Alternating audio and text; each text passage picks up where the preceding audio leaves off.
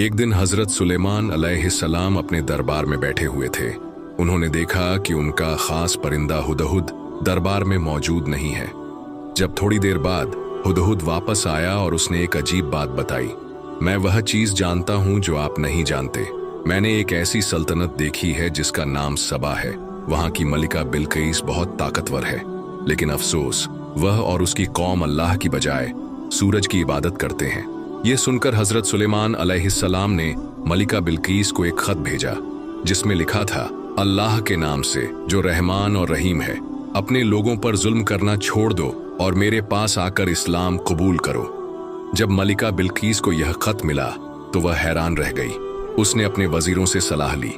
कुछ ने कहा, हम बहुत ताकतवर हैं, अगर जंग हुई तो हम सुलेमान का मुकाबला कर सकते हैं।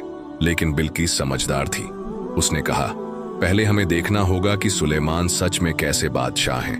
मैं उन्हें कुछ बेशकीमती तोहफे भेजती हूँ। अगर उन्होंने ले लिए तो इसका मतलब है कि वे भी सिर्फ दुनिया के एक हुक्मरान हैं।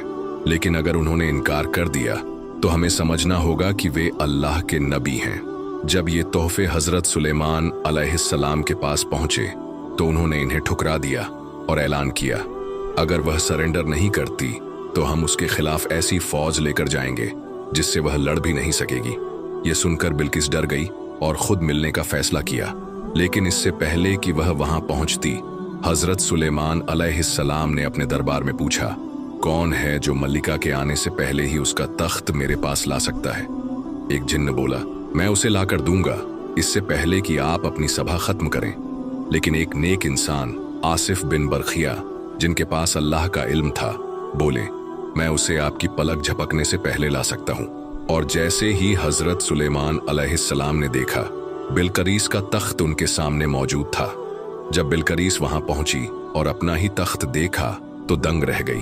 फिर उसे एक खास महल में ले जाया गया जिसकी जमीन शीशे की बनी थी। उसे लगा कि वहां पानी बह रहा है तो उसने अपने कपड़े समेट लिए। लेकिन जब उसने जमीन छुई तो समझ आया कि यह तो शीशा है। अब उसे एहसास हुआ कि हजरत सुलेमान अलैहिस्सलाम कोई आम बादशाह नहीं बल्कि अल्लाह के सच्चे नबी हैं। उसने फौरन अल्लाह पर ईमान ले आई और सुलेमान अलैहिस्सलाम के हाथों इस्लाम कबूल कर लिया।